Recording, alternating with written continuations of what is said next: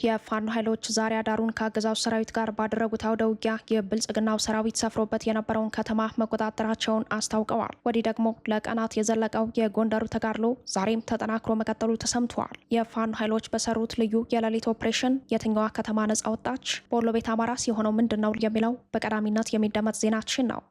ልባችን በአንድ ገምደን ህልውናችን እናውጅ። የፋኖ መሪው የአማራ ፋኖ አንድነት በተግባር እውን አለመሆን ህዝባችንና ትግላችን በእጅጉ ፈትኖታል ሲል የተደመጠው የፋኖ መሪው የልባችን ቋጠሮ እንፍታና የድል በትራችን እንጨብጥ ሲል ጥሪ አስተላልፈዋል። ይህንን ያለው የፋኖ መሪ ማን ነው? የፋኖ መሪው በተጨማሪ መልእክቱ ምን አለ?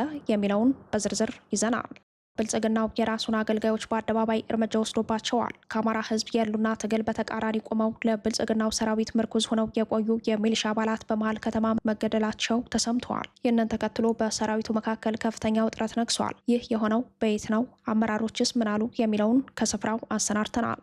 የፋኖ ኃይሎች በሸዋ ጠቅላይ ግዛት እዝ በተሰማራው የአየር ወለድ ኮማንዶ ላይ በፈጸሙት የተጠና ጥቃት ሰዋዊ ቁሳዊና ወታደራዊ ኪሳራ ማድረሳቸው ሲገለጽ፣ በንጹሃኖች ላይ የበቀል እርምጃ በመውሰድ የሚታወቀው የስርዓቱ ኮማንዶ በፋኖ መሪው ቤተሰቦች ላይ የፈጸመውን የሰብአዊ መብት ጥሰት በተመለከተ የምናስደምጣችሁ ይሆናል። ሰላም ጤና ይስጥልን። በዓለም ዙሪያ የምትገኙ የጣና ሳተላይት ቴሌቪዥን ተከታታዮች ለሰኔ 30 ያዘጋጀናቸው ወቅታዊና ያልተሰሙ መረጃዎች ከዚህ ሰዓት ጀምረው ወደ እናንተ ይቀርባሉ። አብራችሁን ቆዩ።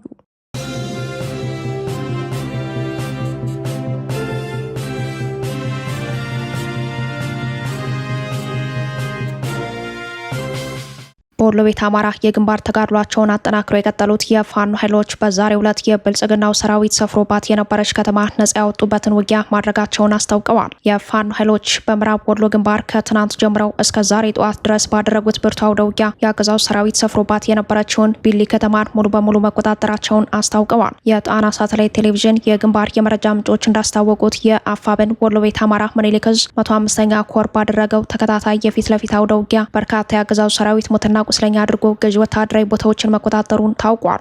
በኮሩ የ29ኛ ክፍለ ጦር ዛሬ በሰራው ድንገተኛ የሌሊት ኦፕሬሽን የቢሊ ታዳጊ ከተማን ነጻ ማውጣቱ የተገለጸ ሲሆን ከትናንት አመሻሽ 12 ሰዓት ጀምሮ እስከ እኩለ ሌሊት ድረስ በጨበጣ የታገዘ ከባድ አውደ ውጊያ መደረጉን የጣና ሳተላይት ቴሌቪዥን ምንጮች ከስፍራው ባደረሱን መረጃ አስታውቀዋል። የፋኖ ኃይሎች በፈጸሙት ልዩ ኦፕሬሽን የአገዛዙን ሰራዊት የጦር ሰፈር ሲቆጣጠሩ በቦታው የነበረው የብልጽግናው ጥምር ጦር ደግሞ ከፍተኛ ወታደራዊ ኪሳራ ማስተናገዱ ተሰምተዋል። የአፋብን አጼ ምኒልክ ዕዝ የህዝብ ግንኙነት ክፍል ለጣቢያችን እንዳስታወቀው በውጊያው የተሳተፉት በእዙ የ29ኛ ክፍለ ጦር ቃኝና መሐንዲስ አባላት በወሰዱት ፈጣን እርምጃ በርካታ የብልጽግናው ሰራዊት ሞትና ቁስለኛ ሆኗል። የፋኖ ኃይሎች በሌሊት በሰሩት የተጠና ኦፕሬሽን እርምጃ የተወሰደባቸውንና የቆሰሉትን የጠላት ኃይል አባላት ትክክለኛ አሃዛዊ ቁጥር ለማወቅ የሰዓቱ ሁኔታ አስቻይ ባለመሆኑ አልቻንም ያለው የህዝብ ግንኙነት ክፍሉ በጥቃቱ በርካታ ኃይሉን ያጣው የብልጽግናው ጥምር ጦር የኃይል ሚዛኑ ተዛብቶበት የቦታ ለውጥ ለማድረግ በየአቅጣጫው መበታተኑን ገልጸዋል። የብልጽግናው ሰራዊት ራሱን ለመከላከል በ3 ዲሽቃ በ2 ሞርተር እንዲሁም ሌሎች በርካታ የቡድን መሳሪያዎች ታግዞ ውጊያ ማድረጉን ጨምሮ የገለጸው የህዝብ ግንኙነት ክፍሉ የ29ኛ ክፍለ ጦር ቃኝና መሐንዲስ አባላት ከክፍለ ጦሩ 3ኛ ሻለቃ ጋር በመናበብ የተቀናጀ ጥቃት ፈጽመውበታል ብለዋል። በምዕራብ ወሎ ቀጠና በተደረገው አውደ ውጊያ የፋኖ ኃይሎች የአገዛዙ ሰራዊት ሰፍሮበት የነበረውን ከተማ የተቆጣጠሩ ሲሆን በርካታ መሳሪያዎችን በምርኮ መገኘታቸው ተገልጿል። በተያያዘ ዜና በጎንደር ዳባት ከትናንት የቀጠሉ ውጊያዎች እየተደረጉ መሆናቸው ተሰምተዋል። ከሰሞኑ በፋኖ ኃይሎችና በአገዛዙ ሰራዊት መካከል ከባድ አውደ ውጊያ እየተደረገ ከሚገኝበት ቀጠና አንዱ የሰሜን ጎንደር ዳባት ቀጠና ሲሆን በአካባቢው እየተደረገ ያለው በከባድ መሳሪያ የታገዘ የተኩስ ልውውጥ ዛሬም ስለመኖሩ ምንጮቻችን ገልጸዋል። በዳባት ወረዳ 13 ተብሎ በሚጠራው ስፍራ ትናንት ከሰዓት በታች የተከሰከሰው ውጊያ ዛሬም አድማሱን አስፍቶ በሌሎች ቀጠናዎችም ቀጥሏል ተብሏል። ይህንን ተከትሎ በቀጠናው ከፍተኛ የሆነው ወታደራዊ እንቅስቃሴ መኖሩ ሲገለጽ በውጊያው የደረሱ ዝርዝር ጉዳቶች አልታወቁም ተብሏል።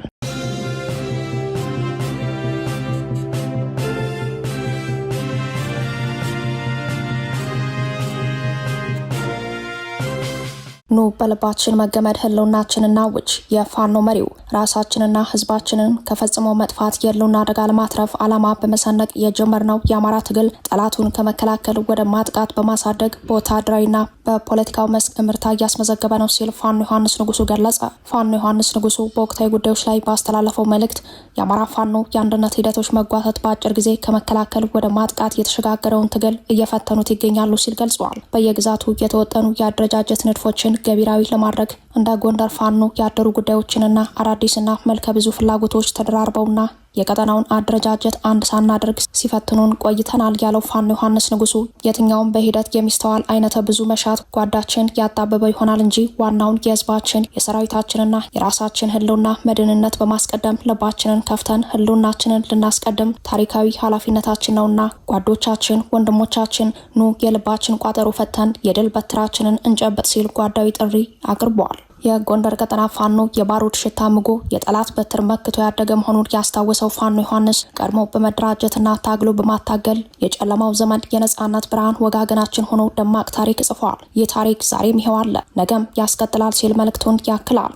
አደረጃጀታችን ከታች ወደ ላይ በመሆኑ ወራጅ ውሃን ወደ ተራራ ከፍታ የመግፋት ያክል ሲፈትነን ቆይቷል የሚለው ፋኖ ዮሐንስ አንድ ሆነን አንድ ላለመሆናችን አመንኪዎችን ልንደርትና ልንተነትን እንችላለን። ቢያረፍድም ፈጽሞ አልቀረምና ዛሬ ላይ ግን አማራው አታጋይ ድርጅት ለመትከል በቅቷል። ቁልፍ የአንድነታችን ተግዳሮት ግን የልባችን በር መቆለፍ ነው የሚለው የፋኖ መሪው የተቆለፈውን የወንድማዊ በር የጠራ የዓላማ በር ከፍታችሁ ኑ ወንድሞቻችን ስንል የልባችን በር ከፍተን በአንድነት ለመገመድ ከግማሽ ርቀት በላይ ተጉዘን ተጠግተናል። እናንተም ኑ ብላችሁ ተቀበሉን ሲል ጥሪውን ይቀጥላል። በአንድነታችን ጠላታችን ድል እንንሳው፣ ካጠገባችሁ ቁመን ስለ አንድነት የምንማጸነው አንድነታችን የድላችን ምኩራብ የመወጣጫ መሰላል መሆኑን ባለመወላወል አምነንና ታምነን ነው በማለት መልእክቱን ያስተላለፈው ፋኖ ዮሐንስ ለአንድነት የልባችሁን በር ስናንኳኳ የራሳችን ልብ ከፍተን ነውና ልባችሁን ክፈቱልን በማለት ተማጽነዋል። ከፀሐይ በታች ባለ ጉዳይ የልብ ምክር መክረን እንግባባ፣ ተግባብተንም እናግባባ፣ አንድነታችንም እናጽና።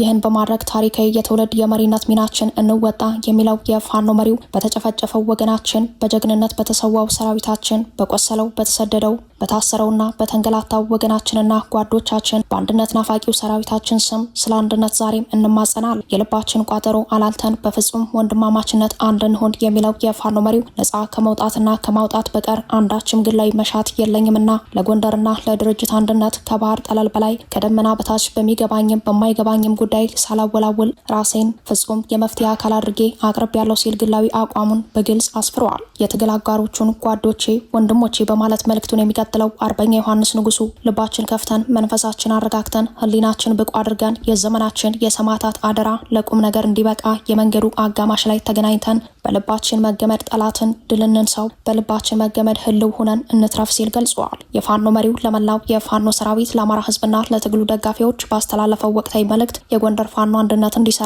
በጎ ሚናችሁ አይለየን ሲል መልእክቱን ያጠናቅቃል።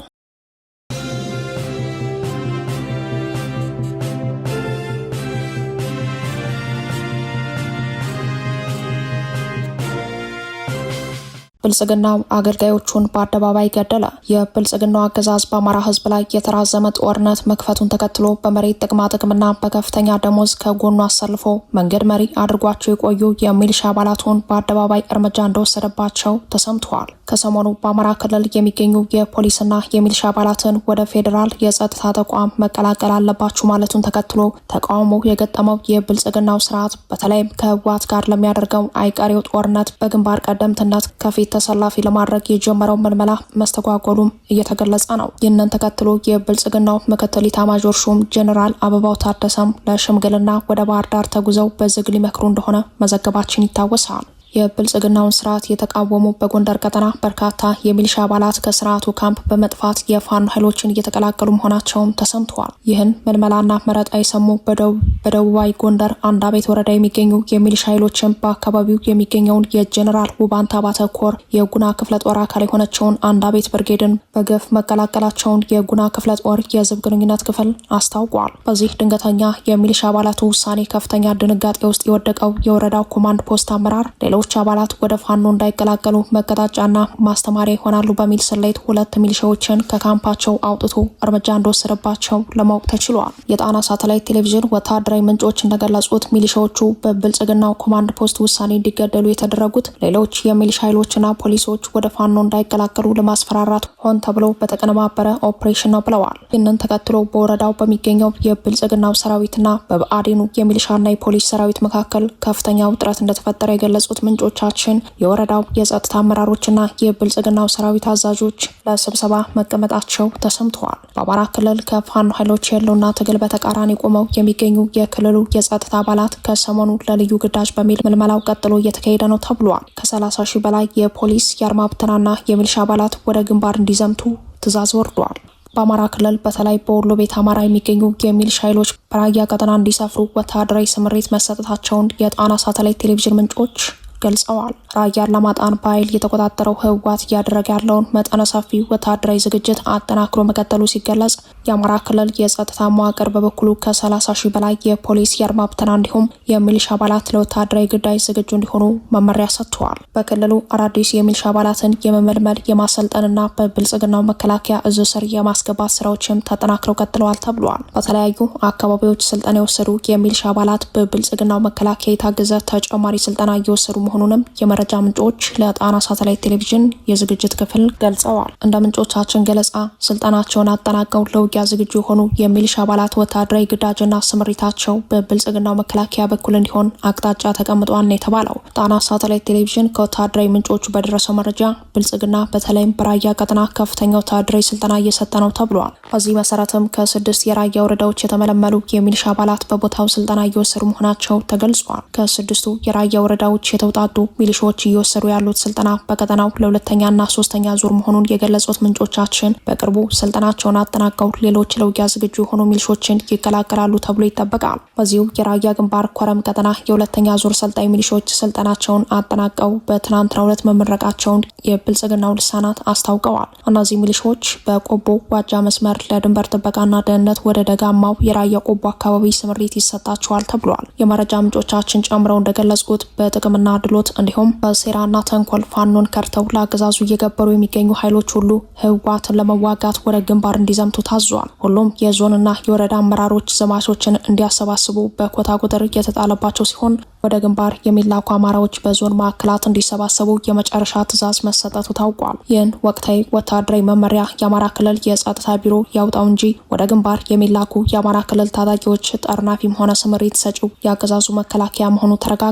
ይህ አካሄድም ሊቀሰቀስ በተቃረበው ጦርነት የአማራን የህልውና ትግል ወደ ጎን በመተው የስርዓቱ አገልጋይ የነበሩ የጸጥታ ኃይሎች ከፊት አሰልፎ ፈንጂ አምካኝ የማድረግ ሴራ ነው ሲሉ ለጣና ሳተላይት ቴሌቪዥን ሀሳባቸውን የሰጡ ወታደራዊ ምንጮች ገልጸዋል። ባሳለፍነው የሰሜኑ ጦርነት ወቅትም የፊት ለፊት ተዋጊዎችና ምሽግ ሰባሪዎች የአማራ ልጆች መሆናቸውን የሚያስታውሱት ወታደራዊ ምንጮች ጭንቅ ውስጥ ያለው አገዛዝ ዛሬም አማራን ከፊት ማሰለፍ የሚል እቅድ መያዙን ጠቅሰዋል። በአማራ ክልል የሚገኙ የጸጥታ ኃይሎችን በብልጽግናው ሰራዊት ስር በማድረግ በተጀመረው ዘመቻ ለፖሊስ አባላት ተቀራራቢ የደንብ ልብስ ተሰርቶ በየአካባቢው እየተሰራጨ ይገኛል።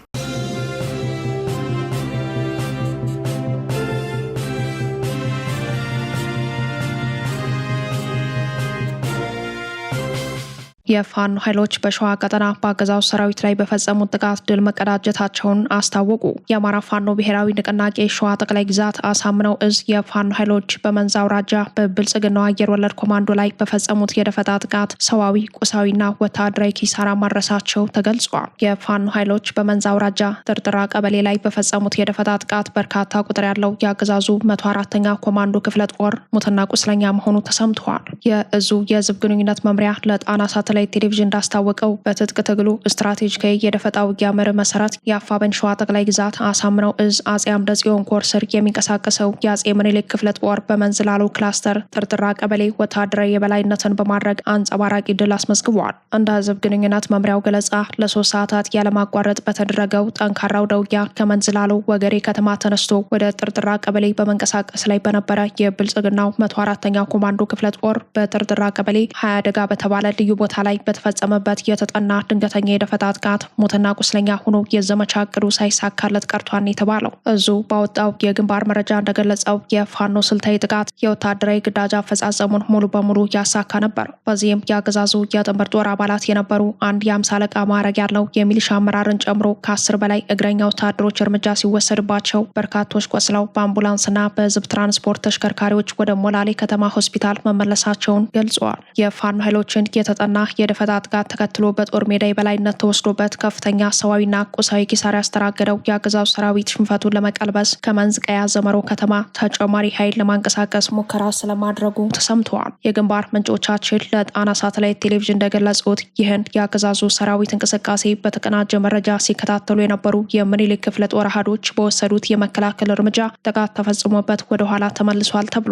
በአውደ ውጊያ ሽንፈት ያስተናገደው የብልጽግናው ሰራዊት በሚሊሻ ኃይሎችና ሌሎች በአካባቢው ተወላጆች የጸጥታ አካላት ጠቋሚነት የምኒልክ ክፍለ ጦር አስተዳደር ኃላፊ የሆነው የፋኖ ልዑል እሱ ባለውን ቤተሰቦች መኖሪያ ቤት በር በመስበር ንብረት በመዝረፍ የተለመደውን የዝርፊያ ተግባር መፈጸሙም ተረጋግጧል። ዛሬ በመንዝላለው ቀጠና የተመዘገበው ድል በትጥቅ ትግሉ ሂደት የፋኖን የደፈጣ ውጊያ ብቃት፣ የመረጃ የበላይነትና የተደራጀ አቅም በተግባር ያሳየ ነው ያለው የአፋብኃ ሸዋ ጠቅላይ ግዛት አሳምነው እዝ የህዝብ ግንኙነት መምሪያ ከዚህ በፊት በቀጠናው የተመደበውን ልዩ ኮማንዶ አመናምኖ በሌላ ዙር የገባውን አየር ወለድ ኮማንዶም ከፍተኛ ኪሳራ እያደረሰበት እንደሚገኝ ገልጿል።